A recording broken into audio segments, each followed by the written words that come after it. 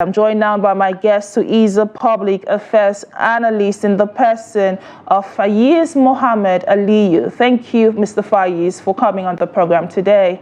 Thank you for having me, Chiamaka. Okay, you've heard from Nigerians, and they seem to have, the same challenges over and over again. But let us hear from you now. How would you rate, or what would you say is the current state of the business environment here in Nigeria? Well, Nigeria's entrepreneurial ecosystem is beset by many challenges while still being a thriving and dynamic aspect of the nation's business environment.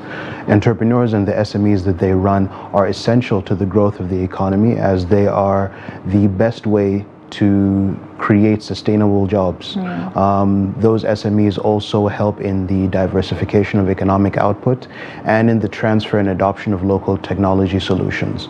When you consider that 48% of the nation's GDP is dependent on small and medium enterprises, and 78% of the nation's employment comes from this particular sector, you can begin to see the scope of the issue and why arresting the problems that beset the sector are essential to the growth of Nigeria's economy. Now, I think as shown by several of the comments, the problems that beset SMEs are not very different from the problems that beset the rest of the economy in general.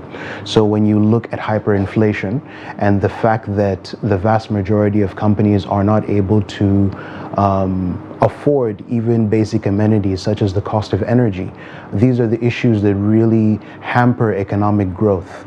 I think especially of recent, 4 particular factors have influenced the business environment in Nigeria.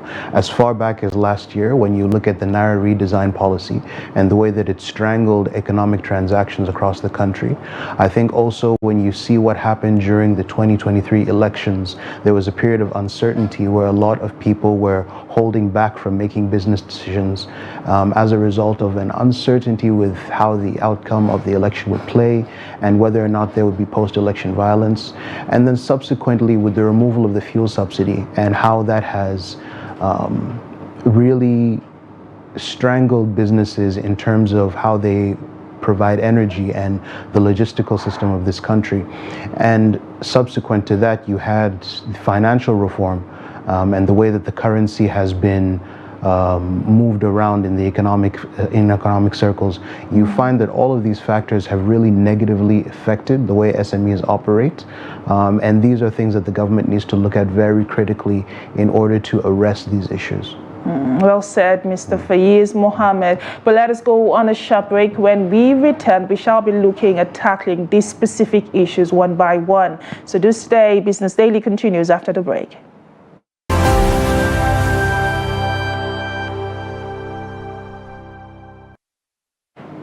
You were still watching Business Daily, coming to you live on Trust TV. Just before the break, we started a conversation on how to grow or improve the business ecosystem here in Nigeria towards sustainability for micro, small and medium enterprises. Like they say, MSMEs are the backbone of the Nigerian economy. But I still do have my guest here with me, who is a public affairs analyst in the person of Faiz Mohammed. Thank you again for coming on the program.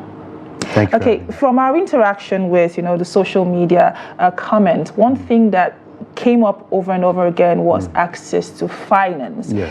And I am, what comes to my mind is, the initiatives that we've seen so far by the CBN, especially in the area of interventions towards, improving access to finance for MSMEs. How would you say that has been so far? And last I checked, I believe it was just a few days ago, we saw the CBN increase the MPR, that is the monetary policy rate, to over 26.7%. So all of this put together, how would you say this has impacted, access to finance for small businesses?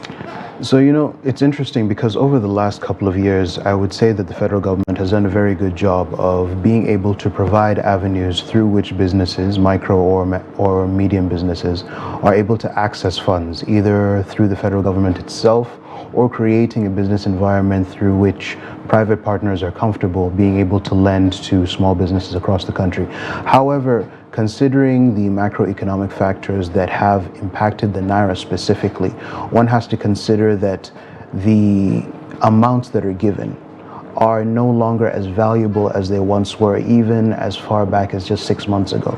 So it's not really the loans themselves or the access to the loans anymore, but what is the value of those loans in real time?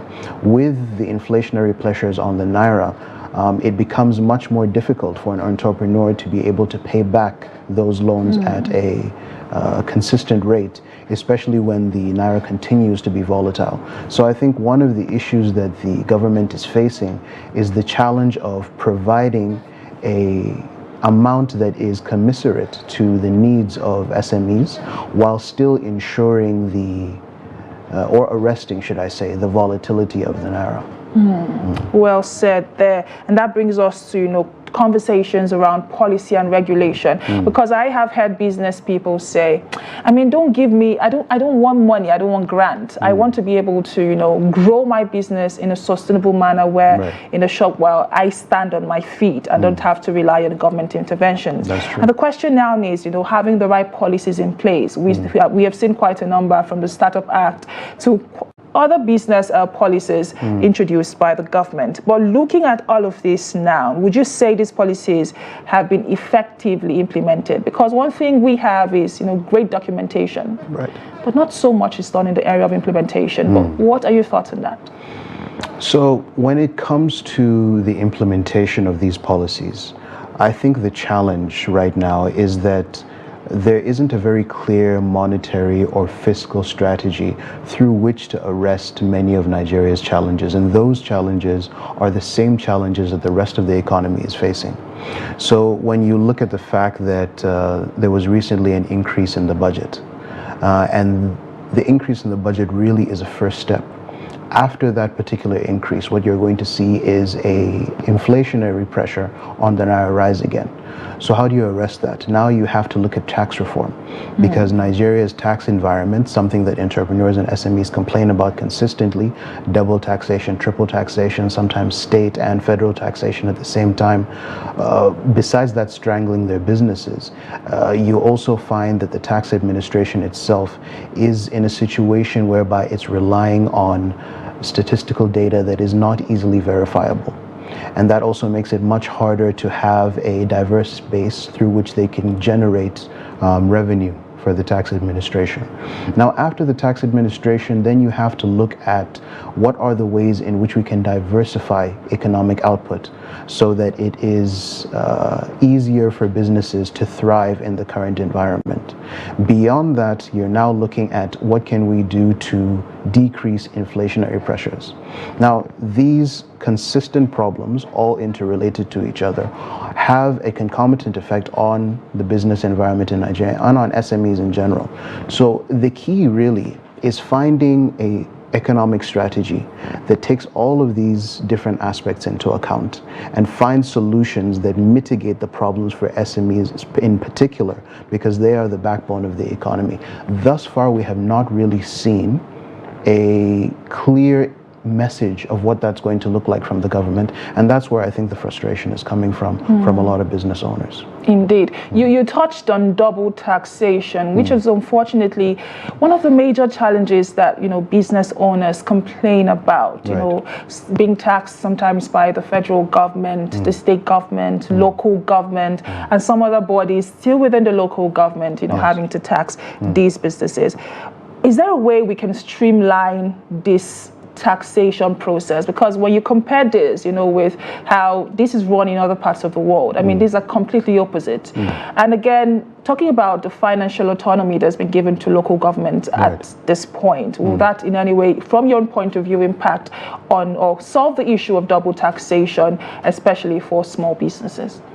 Well, certainly if local governments are given a certain level of autonomy and have control over their finances, it will result in two things. A, it will be easier for them to identify particular businesses in their own areas, and then to A, collect tax from those businesses, and B, ensure policies that are helpful to the growth of SMEs in their constituencies. Now, the issue with double taxation has to do with the fact that there simply isn't enough data on the number of businesses that do exist and the number of individuals who are partaking in these businesses.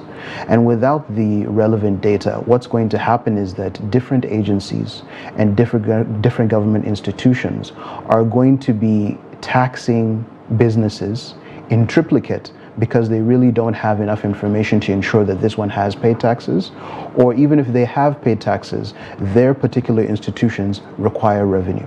And the easiest way for them to make that revenue is to tax these businesses, which has an overall effect on the economy and the confidence of businesses to be able to grow their particular companies in whatever environment they're operating in. The solution to this really, more than anything, is to find ways in which to create a database, a consistent and integrated database that will help in the distribution of taxes across the country. Okay, does create a database like you have stated. The issue that we have right now is that we have several databases. We have BVN, we have the voters card, we have driver's licenses, we have the NIN. None of these bits of information are integrated. My NIN right now is not necessarily integrated with my driver's license, which is not necessarily integrated with my tax number. And that means that there is no single way for any government agency, local, state or federal, to identify me and identify the revenue that I've been either accruing or creating at any one given time.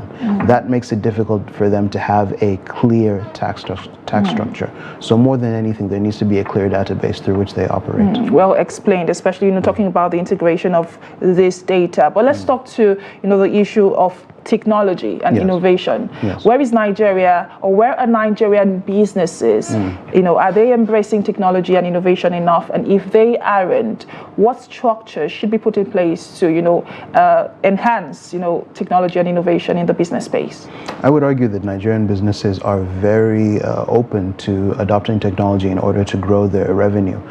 Specifically, when you look at the adoption of financial technologies across the space, everything from financial apps to new bank accounts to mobile money, it's been increasing on a consistent basis over the past 10 years. When you look at the way in which they have been, businesses have been adopting technology solutions, whether that's through management software or accounting software, this has been consistently improving over a short period of time. I think the issue is that, once again, we don't really have enough data to say how many people have been adopting it within the formal sector versus the informal sector. And since the informal sector really comprises the majority of the nation's economy and the majority of the nation's employment, we cannot say to an exact figure how many businesses are adopting technology at how quick a rate. And that brings us back to data, like you mentioned. Exactly, it brings us back to the data issue. But I do think that when you look at our economic output across the nation in general, the positive outliers show that there have been an increase in internet penetration. There has been an increase in job creation, small job creation especially. There has been an increase in micro and small businesses. There has been an increase in the ease of doing business across different states in the country. And these are generally good indicators that technology is being adopted at a consistent rate. Well said. You touched on the ease of doing business. Unfortunately, as I speak, Nigeria doesn't hold a good position in the index itself. No, it doesn't. But there has been complaints around corruption and bureaucracy that stifles businesses generally from registering your business. Certainly. To other things that a business person would ideally have to do across the business environment in Nigeria. So I would like for you to speak regarding that, steps that can be taken to improve Nigeria's position on the index specifically. Well, when it comes to the ease of doing business, one of the issues that investors, specifically foreign investors, are looking at is the volatility of Nigeria's business environment, specifically when it has to do with the naira. The reason that we're seeing a lot of larger companies and corporations leave the country is because of that volatility specifically. And that has an outlier effect on the rest of the country, because these large corporations create opportunities for smaller businesses to create businesses in their small communities.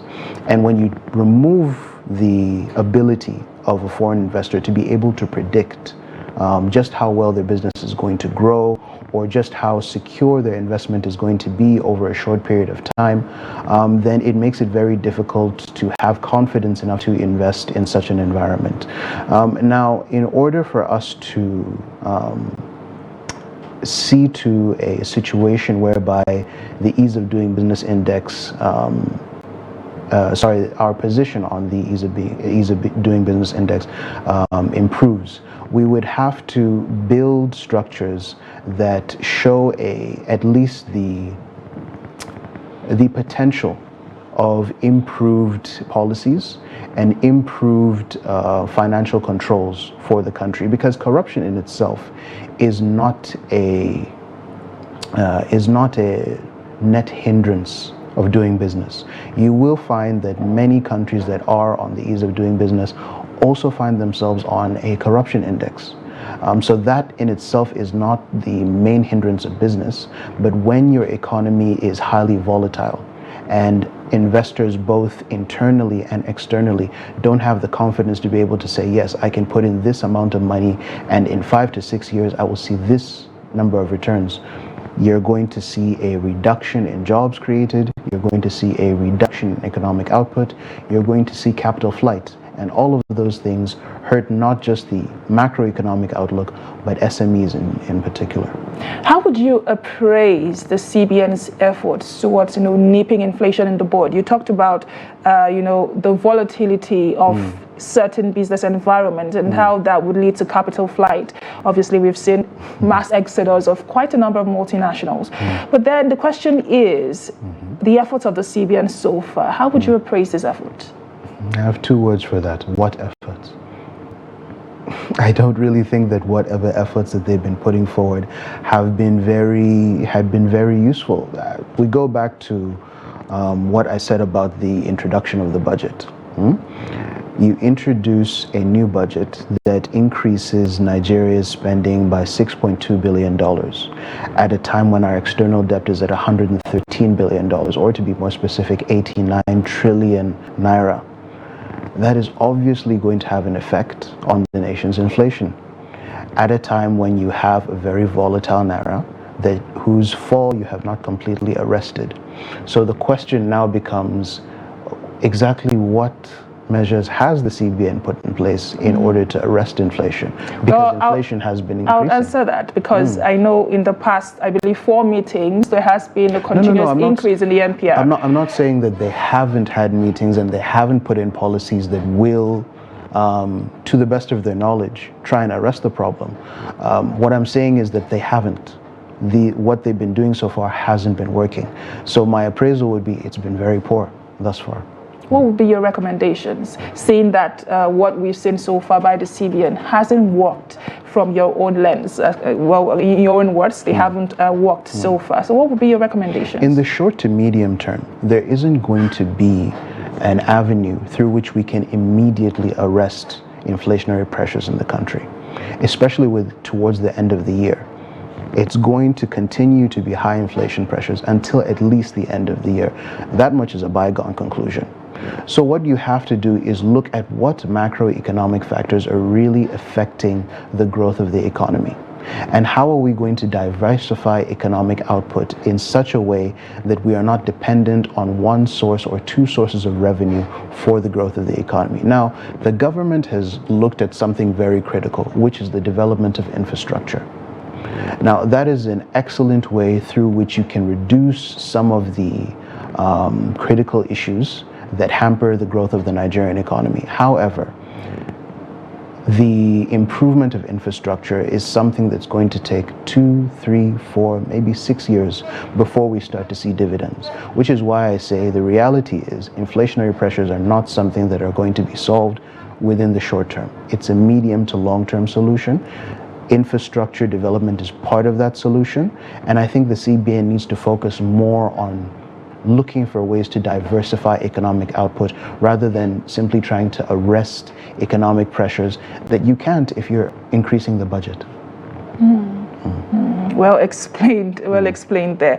You talked about, in your words, how did you put it down? Different sectors now, beyond the oil and gas sector, Yes. which unfortunately has been, the major area of revenue generation for the longest 95% of time. government revenues. Well said. But I would like for you to, talk about the other sectors that has the potential for high growth beyond oil and gas that we could, give the attention that it deserves as well. More than anything, agriculture. Agriculture was the mainstay of Nigeria's economy before the discovery of oil, and even now it is, I think, 43 or is it 42% of non-government revenues for the economy. But we haven't found a way to truly mechanize our farms in such a way that our economic output can be pushed towards export. Majority export.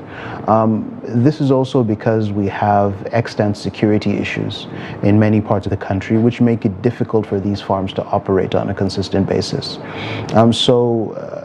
Besides agriculture, you're also looking at the technology sector. The technology sector, thankfully, has been something that has been growing on a very consistent, very strong basis across the country for at least the past 6 to 10 years. Right now, the issue that's being faced there is a lack of critical infrastructure, specifically digital infrastructure, specifically ways to integrate rural communities especially into the rest of Nigeria's grid. Speaking of that, also we have the perennial power problem, which unless that is arrested as judiciously as possible, it's going to be very difficult for us to have sustained growth over a long period of time. So really, I think more than anything, if government can focus on 3 things, that is the diversification and mechanization of the agricultural industry, which will include arresting a lot of our security challenges across the country. Focus on the creation of digital infrastructure that integrates parts of the country that truly haven't been integrated for a very long time, that is rural and urban areas in the country, which would create what we would call semi-urban areas that will be hubs for businesses across the country. And also focusing as much as possible on tax reform, which will create a much broader base from which to generate tax revenue for the country. And now I'd like for us to touch on, human capital development. The Nigerian people are said to be one of the major assets that Nigeria as a country has. Definitely. But then again, there is the skills deficit. I mean, it's no news. We've had many investors make that or say that as a major challenge that they face when they come to Nigeria. So let's talk to initiatives that can be introduced to bridge the skills gap across various industries. Yes. Well, I think from the government's perspective, I think they're doing a commendable job of trying to bridge that gap. Specifically, you can look at the Federal Ministry of Communication and Technology. You have the 3MTT program, which is a program through which the country is trying to create up to 3 million new technology jobs, or 3 million new technology conversant individuals, so that we can export that sort of knowledge throughout the rest of the world. I think that's certainly an avenue through which one can create a knowledge base and capacity building base to reach most of the country. And I think there are many programs specifically by the NSIA, by the Bank of Industry, by the Development Bank of Nigeria, and even within the private sector, you see a lot of commercial banks pushing for entrepreneurship and innovation-based learning techniques. You see innovation hubs across the country really pushing for capacity building efforts. So I think that there are efforts to reach Nigeria's population and really increase our education base. It's going to take a lot of time because there are disparate needs in disparate parts of the country, and all of those needs are going to have to fall in line with what their immediate environment or what their immediate localities require in order to grow. So I think we're on the right track as far as skill acquisition is concerned, but it is something that is going to take time to fully materialize. Before we go, are you seeing enough collaboration between the government and the private sector? There can always be more. I think that especially over the last 10 years, we've seen a commendable increase in the way that government and private sector works together. I also think that the government has done a commendable job in either initiating or seeing to the adoption of various policies that either create a more business-friendly environment or make it easier for businesses to reach larger parts of the population. Of course, there can also be more. You will find any private sector business will always complain to you about the depth of government regulation and how difficult it is to get data in order to really create new products, new business avenues. But generally speaking, I do think that there has been significant improvement over the past 20 years between the way public and private sector collaborate, and that's something that is only going to get better over time as the economy grows. Well said. I have been speaking with Faiz Mohammed Aliyu, who is a public affairs analyst, and we've spoken extensively to how to grow, Nigeria's business ecosystem, the right policies, the right introductions, and obviously, in a sustainable manner. Thank you, Faiz, for coming on the program today. Thank you for having me. This is where we draw the curtains on today's edition of Business Daily, but join the conversation on social media. Let us hear from you on the discourse for today. My name is Chiamaka Enendu. Thank you for watching, and bye for now.